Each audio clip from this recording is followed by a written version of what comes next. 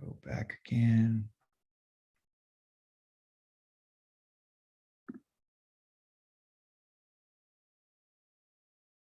Just one moment, you guys. All right. And share again.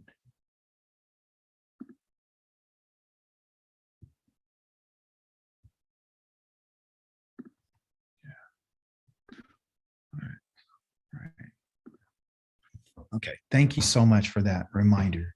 All right. So there's two different agreements. There's two sworn agreements. Okay. And basically what happens is people start to get these two mixed up. All right. We're going to go a little bit more over that on Shabbat. Verse number 15 says that, but let me see, where did I stop? Okay, this oath is with you, but with him.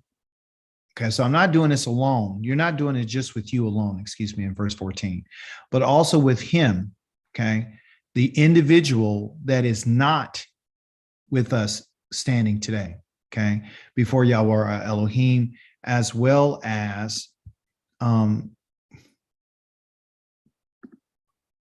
just don't want to work today, huh? As well as the one who is not here with us today. So I'm making it not only with those who are standing here, but also to those who are not standing here. So our Torah portion's word for standing again is nitzavim. Okay. And we talked about that, and it has to do with those walls, right? And it means to stand, and it means to be firm, and it means to be strong. Okay. And we realize that the Creator is the one causing them to stand. But now we see another word for stand, which is not natzav. Okay. So in here it's natzav. Okay. It's natzav, right? That's the word for the Torah portion. But here we got another word called amad. A-M-A-D. Okay. Forget my writing. Amad. Okay. So amad is standing too. But how are we standing? Amad has more to do with standing, but in a place. Okay. It's in a place. Okay. And they're taking their stand just like you would as a wall. So one has more to do with location, and the other one actually has to do with the walls of a tent. Okay, so we don't want to get those two confused. Same principle. It still has to do with the pillar. It still has to do with standing. It still has to do with being firm. But now we're talking about a location, to be standing in a place. Okay. Within this word here, it's a participle. Okay.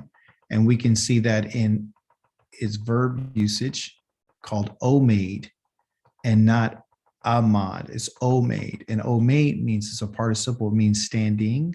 Okay.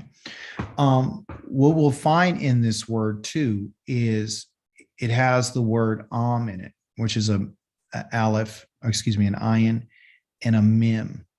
And that, what you see right here, this letter and this letter, those two letters right there means people. Okay. That's what it means. It means people. A-M. Okay. And then, so let's deal with that for a second. I had some notes here about that. Has to do with the people. And how do we get a people out of Well, the first thing we look at is the letters. So the aleph, the ayin represents what? So the letter name ayin, what does it represent? Eyes. Eyes. Okay. Or the eye. And what does the eye do? Sees. Sees. Perfect. Okay. All right. So that we got that down. Now we're going to look at the second letter, which is a mem. Okay. A-M-M. So what's mem? Water. Water. To an arm. Oh, well, it's water. And it also, water has to do with any type of liquid, but also it has to do with the seas. Okay. S-E-A-S, the seas, because that's what waters are. So, and the seas are great. And the seas are many. Okay. So it's many waters. All right. So when you put this together, they would say, see the mass. Okay. Which is to see the mass. And the mass is the people. And that's where, because when you see a group of people, you see a mass of people who are gathered together, a group of people, and those who are next to each other. So this is why it's interesting about this in particular word, standing, and then here's a whole group of people standing together. And that's even in that word amad. I found that to be pretty interesting as well. For your notes, I do want you to know that there's another word that is very similar in terms of how you say it. And the word is ayin.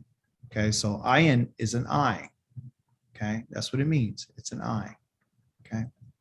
Then they have this other word that was in this conversation that Moshe was given to the children of Israel. And he's saying that those who are not here, okay, this word right here, okay, which is called enenu, okay? So enenu means the ones who is not. And the word there is ayin, okay? So you might ask, well, what's the difference between them? Okay, because they're transliterated exactly the same. But the difference is that one is written with the ayin letter, okay? Ayin, and the other one on the bottom that we're discussing has an aleph. All the other letters are exactly the same except for these two right here, which is the ayin and the aleph. So this ayin that we're discussing here is in this conversation, and what it means is who is not, third person masculine singular. And it means to bring to nothing. It means that you searched it out, but you have no success, and so you couldn't find it. It's about not finding something. That's why it's not, because you can't find it. Okay. And it's something that you searched out, but you can't find it. It's not in the place that you're at. So I wanted to bring that out too, that there are two words called ayin, but they mean something totally different. Okay. Of course, there's somewhat of a connection you can see with the idea of searching something out and not finding it. So let me just click on it right quick. It's 369. And it is, see, ayin. Okay. Means nothing or not. Okay. Got to know that there are two of them. So you got to know. All right. So this is interesting. The Yah says that, or Moshe was telling the children of Israel that I'm making this covenant not only with those who are standing, those who are existing here today, but also those who are not standing here today. So the ones who are not standing there today, okay, question for you is, do they exist? Do Yes. we? Yes. Do those individuals that he's talking about right here, do they exist? Yes, they do. Yes, they do. And give me your explanation and the reason why you say yes. It was a future tense that he was using. Yes, yes, yes, yes.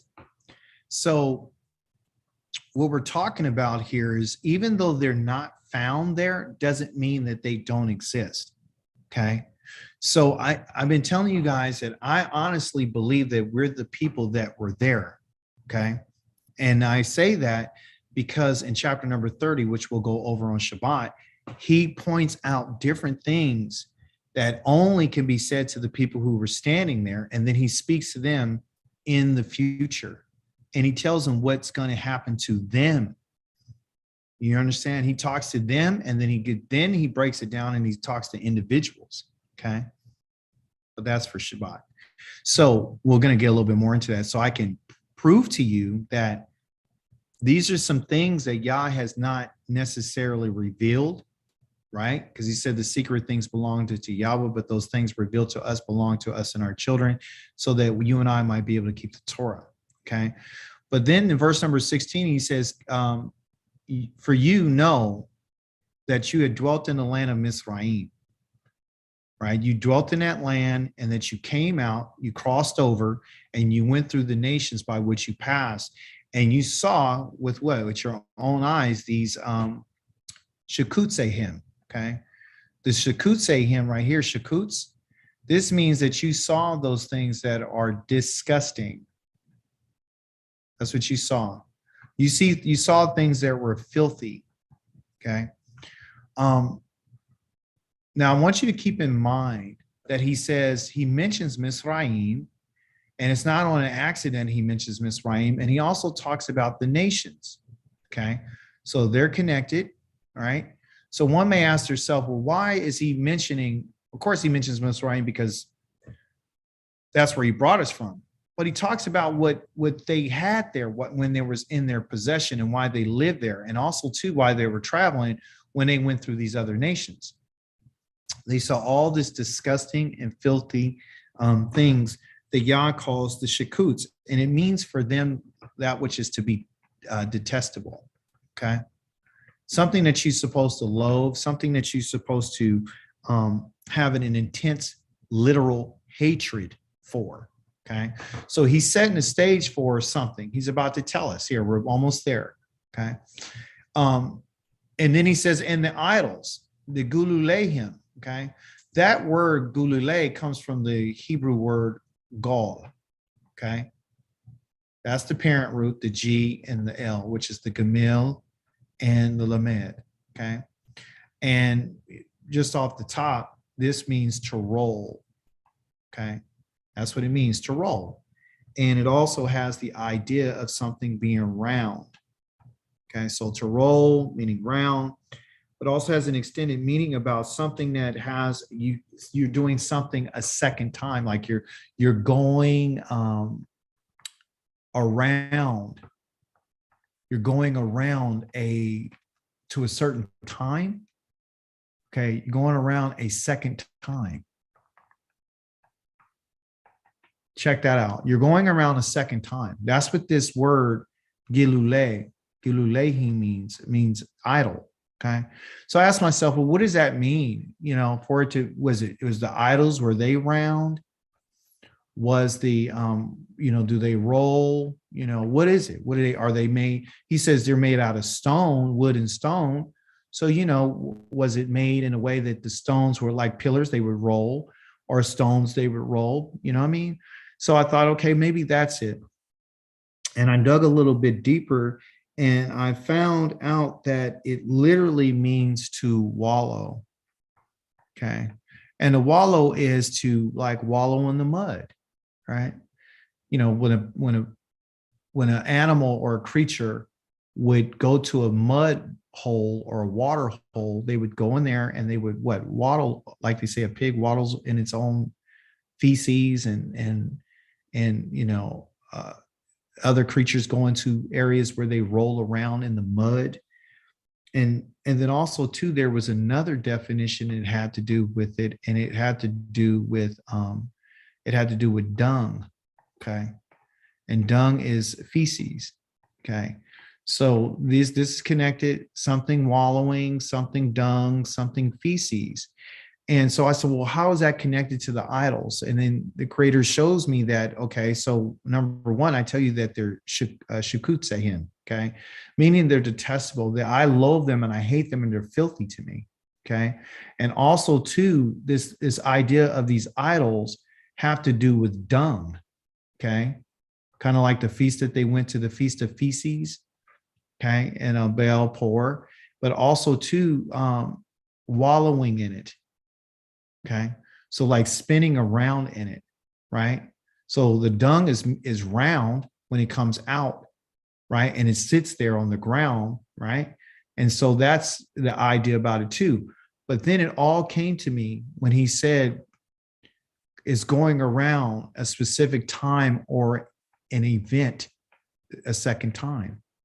And I thought, well, what could that be? What do you guys think that second time or that second event is?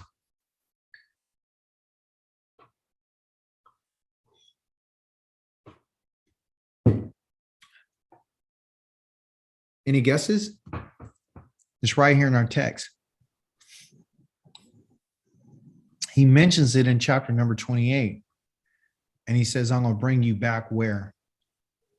Mizraim. I'll bring you back to Mizraim. Okay. Mizraim, if you look at it,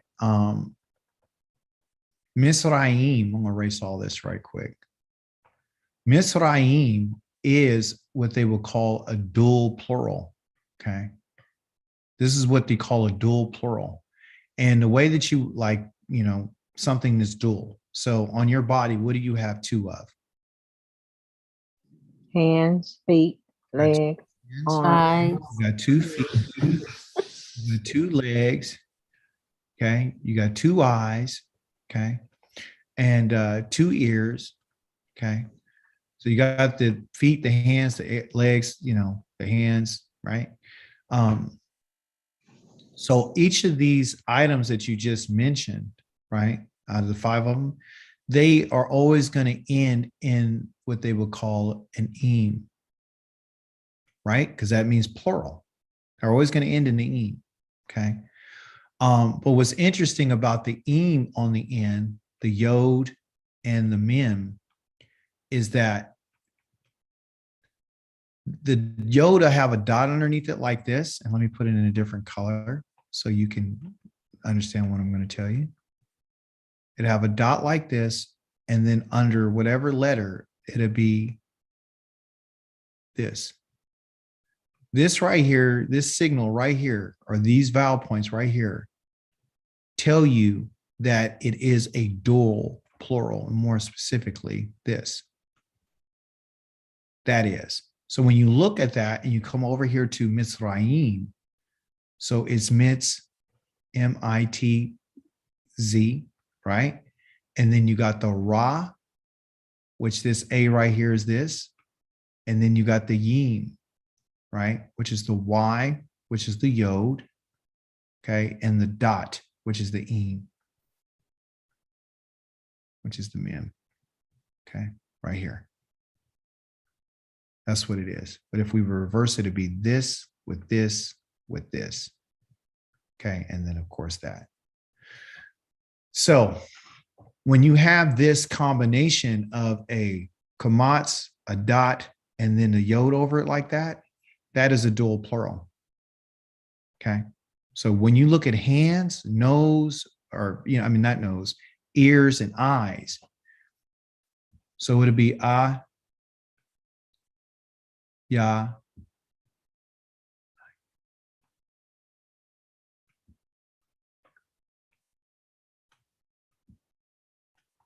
anayim. So what is it? It's always going to be that ayim. Okay. Okay. Ozanayim. It's always going to be that. So when he talks about doing something a second time, okay, he's letting us know in the text that you're going to do this again a second time. That's why he mentions the idols, because the idols are connected. So when he talked about sending us back to Mizraim, what he was saying is that you're going to do these disgusting things that you've seen before. And he puts a direct object marker on it, which I want to bring out as well for you guys, because you're my students. So I want to tell you how I study. When I look at this, I always look at these. Tell me why. Because the direct object marker defines that the next noun or something to that Well, effect. it does, but also too, it means, so that's a grammatical understanding, which it is a direct object markers, is what they would call the accusative, meaning I'm gonna, so in from, but Yah didn't talk to us with in grammar. He didn't say, well, this means a direct object marker. He didn't say that. Whenever eth, or, you know, what eth or eth was ever said, what it was is, if it's a direct object marker, it means it's an arrow, right? That's pointing you to the object of the verb, okay? Right. I'm showing you what I'm doing, but also too, it's not only pointing you to the object of the verb, okay? Because it's a noun, okay? I'm going to point you to it. The reason why I'm pointing you there is because I want you to look at it carefully. Okay, so over my studies over the last 9.5, 10 years, I didn't get this till like my 4th year. Okay, so this is important because out of all the stuff that has nouns on it, on all the nouns that are in here, does he mention any eth on everything?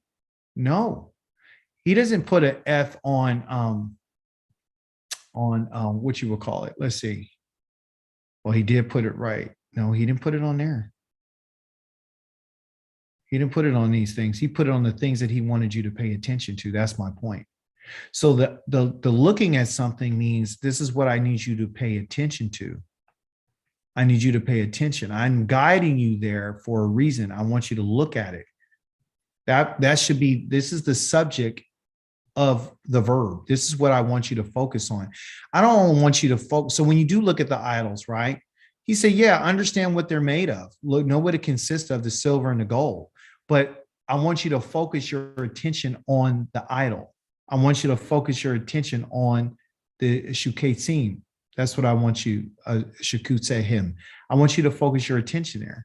Okay. So you're not going to see F's all and everything. And why not? Because that's not what he wants you to focus on. Okay. So in this in particular deal, I was able to find out what he was talking about because I focused on what he was saying. I was being able to focus on this, and he mentioned that I just brought you out from this place. And if I'm focusing on the doubling up, because he's pointing to this means not only idols, but it means to do something a second time. So what are we going to do a second time? You're going to do this a second time. You see, that's what you're going to do. And he's letting us know how he feels about that. So when you and I are in this place, which they call Mizraim, because this is where we are in a dual plural, there's 2 of them. There's 2 Mizraims. The first one, they didn't get there by ships. They walked right in. The first one, they didn't get on ships to leave out. They walked right out. Okay. So he's talking about another Mizraim, and that could be in its presentation. It could be in its way that it is. A house of slavery, because that's what Mizraim, a place of trouble. That's in the word mitzar. Tsar means to oppress and to squeeze. So we found that, okay? So when you do your study, always, if you look at this, just take your time when you're reading, go to Bible Hub and look and see where these ets are, and then direct your attention in your study and your meditation towards those things, because then he'll bring something else out to you through those things. So now we understand that he's talking about the idols and he's talking about abominations. Verse number 18, now we're going to get to what the last part is, which is perfect timing, which I want to discuss with you the individual that is in the midst of the children of Israel. And he's like, you got to be careful because you can easily be this person. Okay. He says, verse number 18, okay, pain, yesh. And that word yesh means not to exist. There shall not exist among you a man, an ish, or a woman, or a mishpachah, which consists of family members, or a tribe, which he identified earlier this week, that he broke it down in the mishpachah as your family, and then you got your tribe as a larger individual, a group. And so here is the man and the woman, and this includes, everyone who's a part of it. Okay. Whose libo, individual, their heart, their mind. Okay. You shall not let this exist. Okay. Who will what? Pone, meaning turning, because that's a participle. Today, this day, from the Ma'im of Yahweh your Eloheinu. Now remember, he's talking to those who are standing and those who are what? Not there. Not there. Okay. Remember, I'm not just saying this to those who are standing here. I'm saying it to the individual who is not here. Okay. And he didn't say group. He said 3MS, the individual. Okay. And it's not just, well, it's a male. It could be a female too. Okay. Whoever's not here, Okay. The individual, they don't have to be standing here for this to apply to them. For us to what? To lalaketh, to avod, meaning to serve and listen again. The eth is right here, and he's pointing us to what? The gods. Because the gods of the nations, the Gulelehim, are what? They Shukutsehim. Okay. So when you connect, and I'm going to show you this little thing that Yah wants me to bring out to you. When you look at, so far, when we look at the, here you go. When we look at the ed here, we look at the ed here, and we come down, you don't see any until you get right here. Well, it's interesting. Up here in verse number 17, he talks about the Gululehim, and right here he's talking about how disgusting they are. And right here he points it right back to the Elohim of the nations. So the Elohim of the nations are the Gulule. The Elohim of the nations are the Shakutsehim.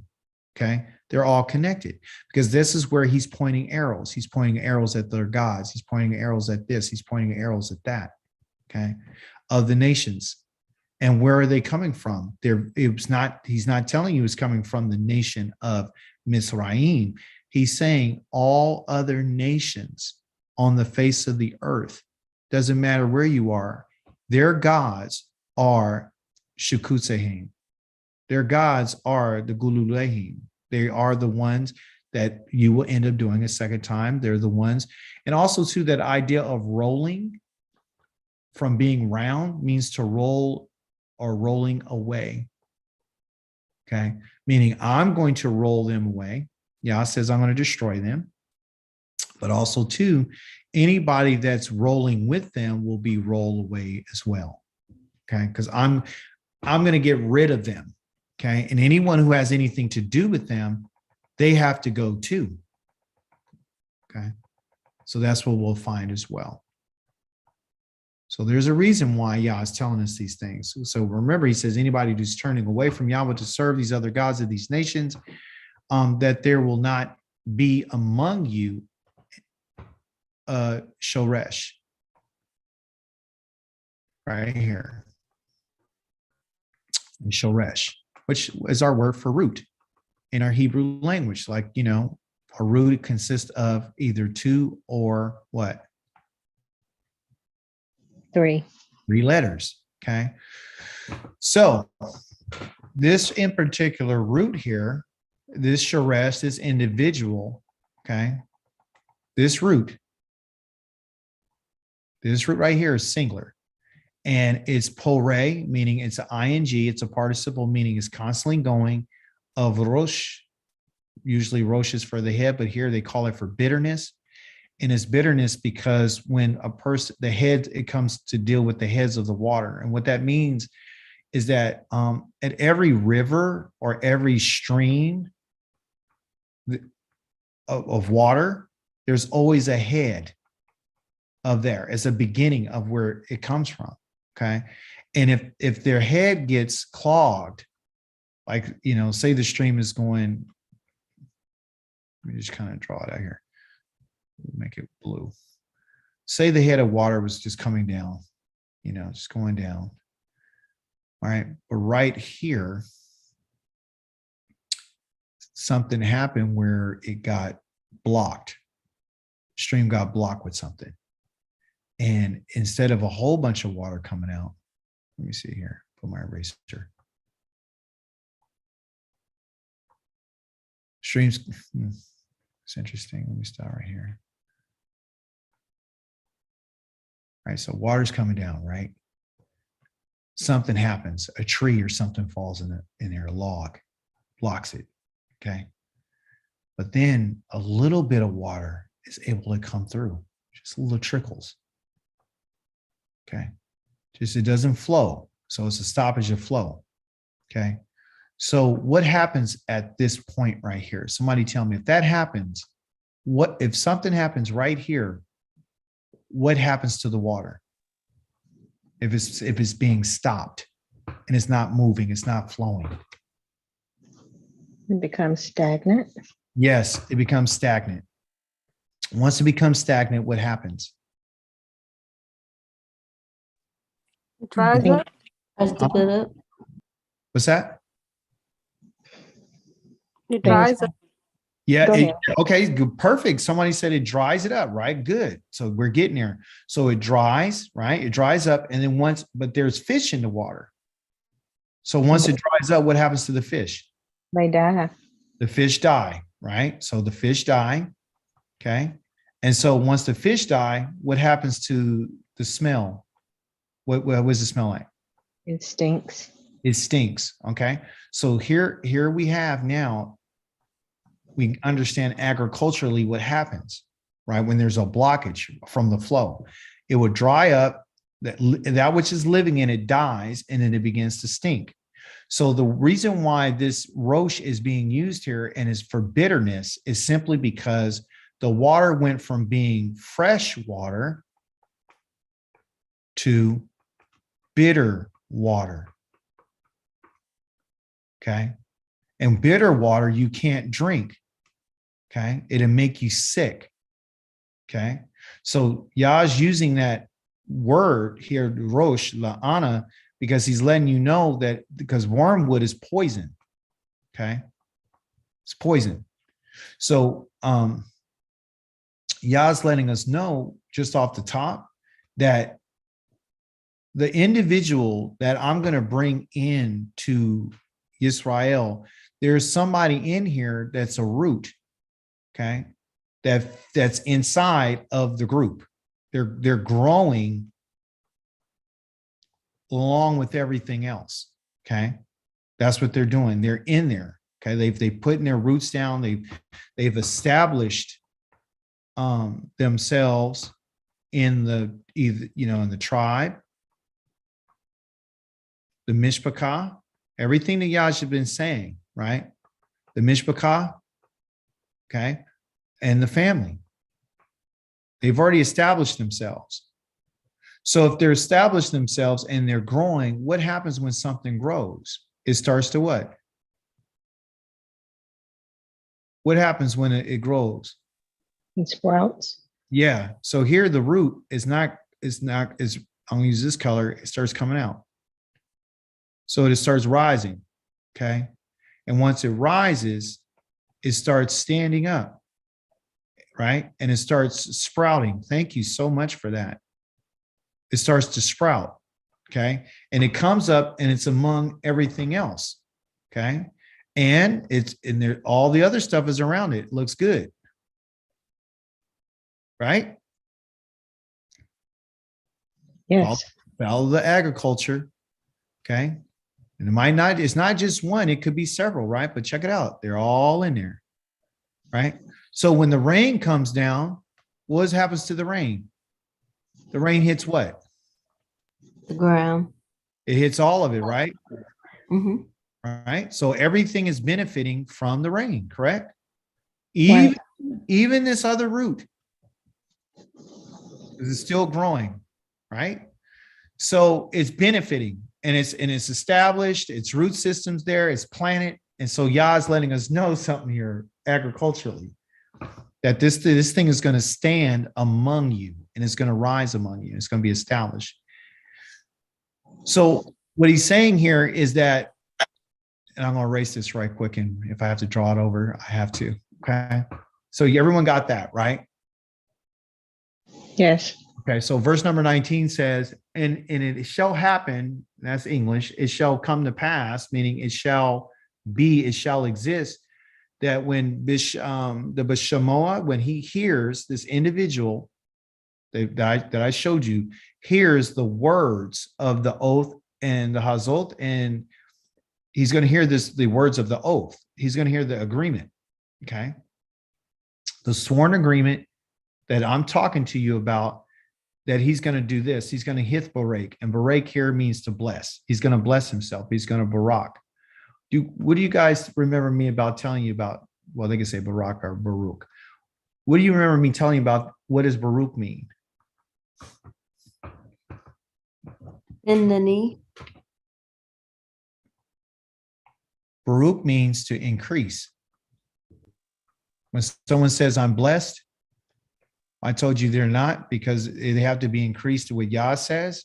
So this guy, this individual or female, it's not just a male, okay, can be what they call a Baruch, who can say to themselves, I'm going to be Baruch. I'm going to be increased, and I'm also going to multiply. Okay. Why am I going to be able to multiply? Because what? Because I am standing in the midst of all the other ones. So I'm literally hiding. Okay. Right. So this individual is in here, and they said, I'm going to be increased. That means I'm going to continue to what? I'm going to continue to increase, but I'm also going to continue to grow. Okay. And guess what? This root has seeds, right? That it puts off. It goes back into the grounds and starts a whole nother root system. Okay. That's what it is. So this in particular individual, okay, is among them. And they said, I'm going to be increased. I'm going to multiply. I'm going to continue to grow.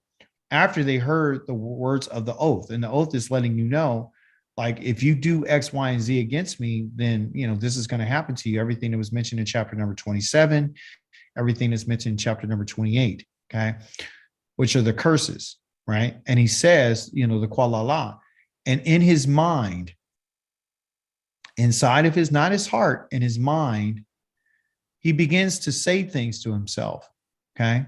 Not just said, he's saying, he's continually talking in his mind, right? And he says, I'm going to have shalom. It's not just peace. Shalom here means I'm going to be secured. That means that you're not going to rip me out because I'm among that which is growing, okay? And exist, and I will have, and listen else what this individual says, okay? This person. Let me move it out here right quick. Let me erase everything because I get a little carried away.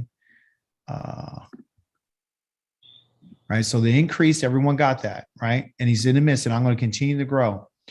Then he continues to say that right? Listen to this.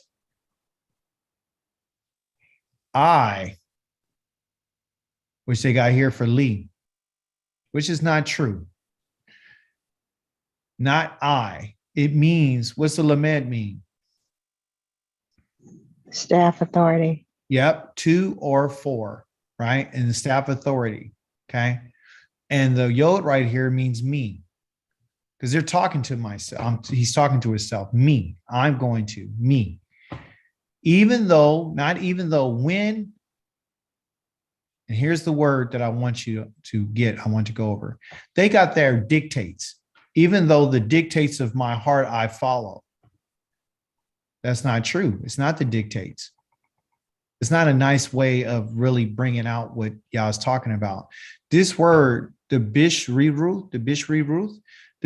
Ruth is someone who is stubborn, not dictates. Okay. It's stubbornness and it's firmness. They call it Sherry Ruth. Okay. The Sherry Ruth is the one who's stubborn and has a firmness about themselves, right? So this individual saying to me, I'm going to continue to be stubborn. I'm going to continue to be firm in my position. Well, we know that our word natsavim means to be what? To be firm as a wall, okay? This person is taking a position of stubbornness and taking a position of firmness because they're growing by being in the group. And the water that they're receiving and all the other blessings that are coming upon the nation as a whole, this individual is benefiting from it, and that's what makes them feel secure. I wanted to express this tonight, but rather than to wait for Shabbat, because on Shabbat, we're going to go into why Yah is really focusing his attention around this individual, around this in particular person, his mindset. This mindset is one who's stubborn and is firm, but it goes beyond them just being stubborn and being firm in their own, way. They're also, this word, Sherry Ruth, comes from shore, but also too, it has an extended meaning of what they would call here the sharar. And it means to be twisted, and it means to be obstinate, and it means to be a certain way. But that word comes from being an enemy. Okay. Sharar is an enemy. Okay. Yah is letting us know that the individual who takes on the position that I'm going to be stubborn, I'm going to be firm in my convictions and what I want to do, thinking that you're going to be secure, you are an enemy that's among the people of Israel. Yah has enemies within the camp. And what Yah says, okay, is that this individual, the guy here, that a person who's like a drunkard will, even though I follow my own heart, as though I will be included with the drunkard, with the sober. That's not true. It's not talking about the drunkard and the sober. What it's talking about is this word that they have for drunkard called ha-ra-wah right here is not drunkard. It's not. This is what the Western culture would make you think. What it is, everyone, is about being watered. Not drunk, being watered. So agriculturally, something that's being watered is benefiting and able to sustain itself and be able to grow. So the whole thing about being sober is not being sober. It means to be thirsty. Okay. So what this is saying is, in these last few verses, just to summarize it for us, is there's an individual that's inside the group who's stubborn, who's made up their mind, who is growing among the people, okay? And they have said different things to themselves, and they've had these twisted thoughts in their minds, and it's not one thought, it's several thoughts. And it's a continuing of this several thought. And when it talks about blessing himself, he's saying, I'm going to increase in my mind. And they're going to completely try to convince themselves by the things that they're telling themselves, not just one thing, they're telling themselves a whole bunch of things, okay, that would justify why they're doing what they're doing. And it's not that they're going to be around the drunkard will be with the sober. No, it's those who are being watered. I'm being watered with those who are thirsty, and I'm thirsty. I'm a weed among the group. I'm still getting the water just like they are. So I'll be fine, okay? I'm part of the nation of Israel. I'm going to start right here. Well, no, let me finish. Lo Yaval, Yah will not be willing to spare this person. Okay. The anger of Yahweh, and just go in English just for the sake of time. Yahweh is not going to forgive this individual. I had to show you the other words in Hebrew because it makes more sense. Yahweh will not forgive him. He's not going to forgive. So here's the deal. Yah's not going to forgive the individual, okay, who is stubborn. Yahweh will not forgive the individual who's stubborn. Yah's not going to forgive the individual who is among the group who's decided that I'm going to continue to do what I want to do and I have my own plans. Yah's not going to forgive the people with their own plans, because the ones who have their own plans are, in Yahweh's mind, is an enemy of Yah, because they're going against what Yahweh said. And what that enemy has done is infiltrated and been among the people. And they're the ones who are causing these issues and these problems, because once that weed grows among all the other ones that are growing, it then can start to contaminate the other ones as well. It start rubbing off. So what Yah says, what I want to do is I want to rip that individual out of there. I want to avoid them. I'm going to burn against them to get them out. And whoever has been part of them is getting out of there as well. I'm getting rid of them. So everything can continue to grow the way that I want. Okay. I'm going to get rid of that. I got to burn up my enemy. Right. So again, Yahweh will not forgive the individual, but rather the anger and the jealousy, okay, the hot fire and the kames of Yahweh and his snapping, Yah's going to snap on this individual. And he said it will blaze up, and we know blaze has to do with fire, against that person. Every curse, every qualala that's written in this book of the Torah will be upon him. upon that individual. And Yahweh will blot out his name from under heaven. I'm going to stop right there. Oh, stop. No, finish this. Yahweh will single him out or her out from all the tribes of Israel to experience what is bad, which is evil, Ra, okay, was Ra, of all the curses, the Kualala of the covenant written in this book of the Torah. Okay.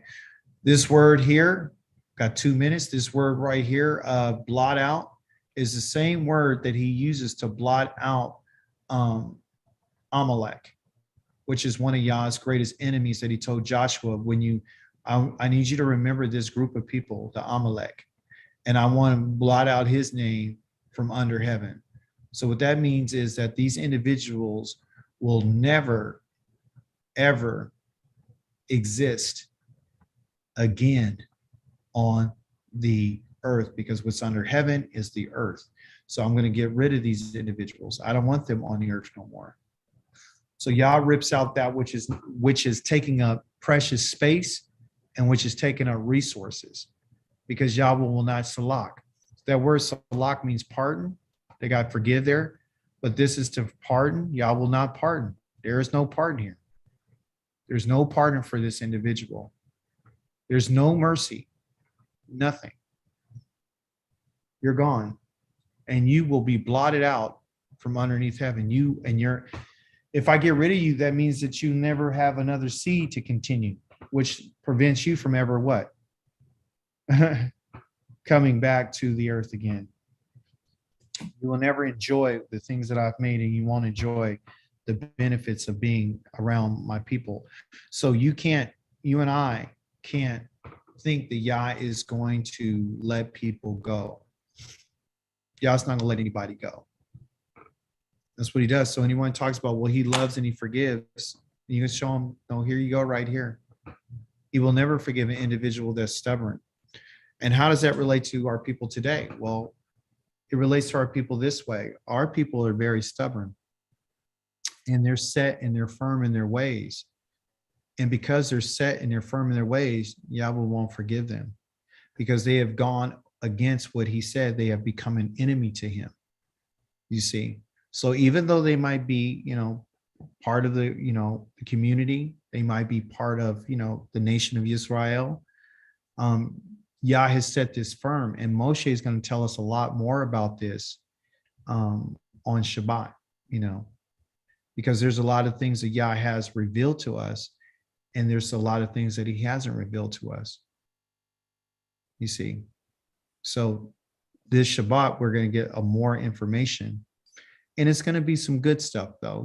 The whole time that we've been in the book of Deuteronomy, all we've heard is, hey, this, and that. If you do this, this is what's going to happen. Is you can't do this. You can't. We've heard all the do's and the don'ts of what Yah's talking about. We've heard about the diet. We've heard about the Moedim. And actually, too, was coming up, I believe, not next week, but the week after. I don't think it's next week. It's the week after. If I'm not mistaken, we're looking at the Day of Atonement.